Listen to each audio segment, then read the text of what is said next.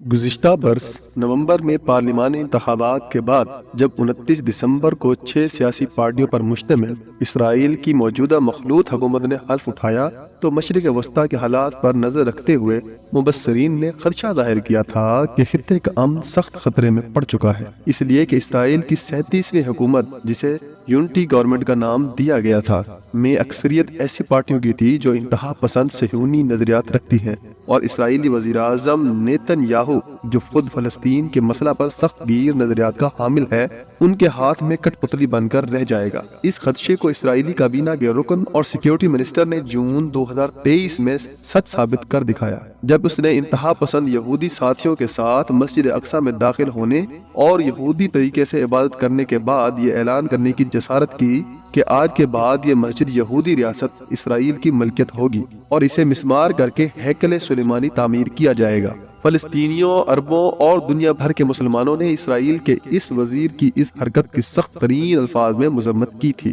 فلسطینی اتھارٹی کے سربراہ محمود عباس اور حماس نے اسرائیل کو خبردار کرتے ہوئے کہا کہ اس کو اپنے وزیر کی گستاخانہ حرکت کے نتائج بھگتنا پڑیں گے۔ اسرائیل کی نئی حکومت نے فلسطینیوں اور دنیا بھر کے مسلمانوں کے خلاف اشتعال انگیز اقدامات میں اسی پر اکتفا نہیں کیا، بلکہ اس کے ارکان نے کھلم کھلا اعلانات کا سلسلہ شروع کر دیا، جن میں انہوں نے دریائے اردن کے مغربی کنارے، جو کہ 1993 کے اوسلو معاہدے کے تحت فلسطینی اتھارٹی کے زیر کنٹرول اور مجوزہ فلسطینی ریاست کا حصہ قرار دیا جا چکا ہے، کو اسرائیل میں ضم کرنے کے ارادے کا اعلان کیا اور اپنے ارادوں کی تکمیل میں مغربی کنارے پر نئی یہودی بستیوں کی تعمیر کا آغاز کر دیا۔ جب ان نئی یہودی بستیوں کی تعمیر کے لیے مغربی کنارے پر فلسطینی گھروں کو بلڈوز کیا جانے لگا تو قدرتی طور پر ان میں رہنے والے فلسطینی مردوں، عورتوں اور بچوں نے مزاحمت کی۔ اس کے جواب میں اسرائیلی سیکیورٹی فورسز نے ان پر گولیاں چلائیں اور اقوام متحدہ کی طرف سے پیش کردہ اعداد و شمار کے مطابق اس سال اگست تک 200 سے زائد فلسطینیوں کو شہید کیا گیا، جن میں ایک بڑی تعداد عورتوں اور بچوں کی تھی۔ اسرائیلی وزیر اعظم، جس نے اپنے عہدے کا 6 دفعہ کنٹرول سنبھالا ہے، نے خود 2 ریاستی فارمولے کے تحت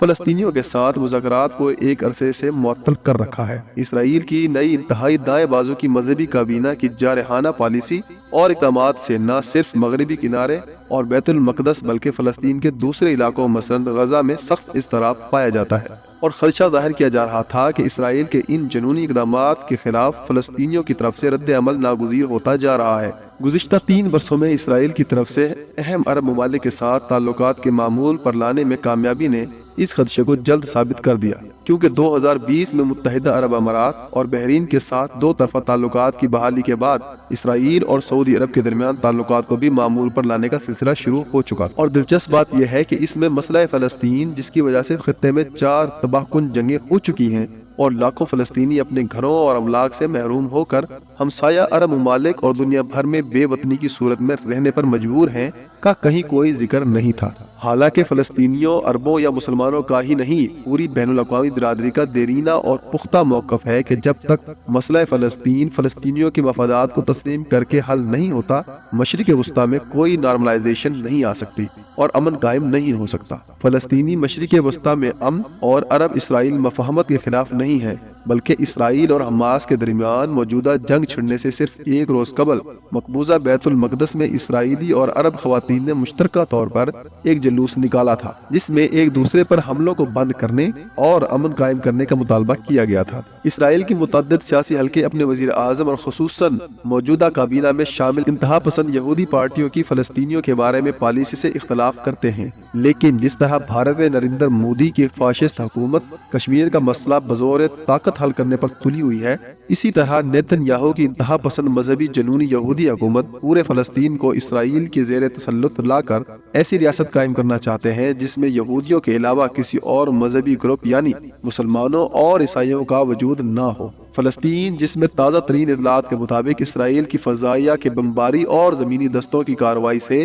750 سے زائد فلسطینی شہید ہو چکے ہیں اور 3500 سے زائد شدید زخمی ہیں۔ فلسطینی اس خدشے کا شکار ہیں کہ اسرائیل عرب خصوصاً خلیجی ممالک UAE، بحرین اور سعودی عرب کے ساتھ تعلقات کو معمول پر لا کر فلسطینی مسئلے اور فلسطینیوں کو تنہا کر کے مغربی کنارے کو ہڑپ کرنا چاہتا ہے۔ یہ امر خصوصی طور پر دلچسپ ہے کہ اسرائیل نے عالم عرب کے ساتھ اپنے تعلقات کو معمول پر لانے کے لیے خلیج فارس کی عرب ریاست یعنی سعودی عرب، UAE اور بحرین کے علاوہ قطر اور مسقط و عمان کو چنا ہے۔ عام طور پر اس کی دو وجوہات بیان کی جاتی ہیں: ایران کے خلاف ہم نوا ممالک کی صف بندی اور تیل کی برآمد سے حاصل ہونے والی آمدنی سے مالا مال ریاستوں کے ساتھ تجارت اور سرمایہ کاری کے شعبوں میں تعاون سے اسرائیل کی تیزی سے گرتی ہوئی معیشت کو سہارا دینا۔ اسرائیل اپنے قیام سے ہی نہ صرف دفاعی بلکہ معاشی لحاظ سے بھی بیرونی امداد، خصوصی طور پر امریکی امداد کا محتاج رہا ہے، کیونکہ قدرتی یا مادری ذخائر کا ملک نہیں ہے۔ امریکہ کے ساتھ انتہائی قریبی دفاعی اور معاشی تعلقات اسرائیل کے وجود کی ضمانت رہے ہیں،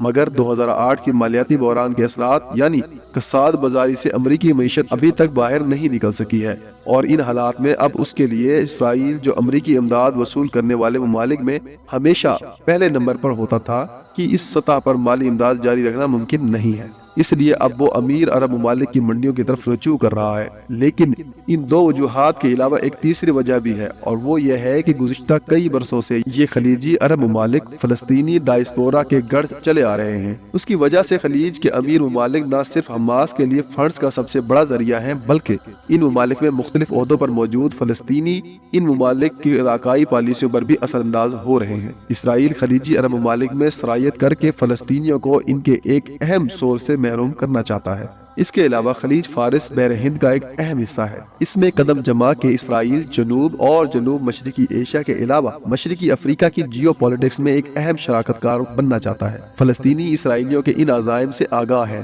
اور انہیں ناکام بنانے کے لیے ہر ممکن کوشش کریں گے۔ فلسطین میں اسرائیل اور حماس کے درمیان ماضی میں بھی متعدد جھڑپیں ہو چکی ہیں، مگر موجودہ جنگ اس لیے زیادہ اہم ہے کہ یہ اسرائیل کی طرف سے سعودی عرب کے ساتھ تعلقات بحال کرنے کے موقع پر چھڑی ہے۔ لیکن فلسطین جیسا دیرینہ مسئلہ حل کیے بغیر عرب اسرائیل مصالحت کی کوئی کوشش کامیاب نہیں ہو سکتی۔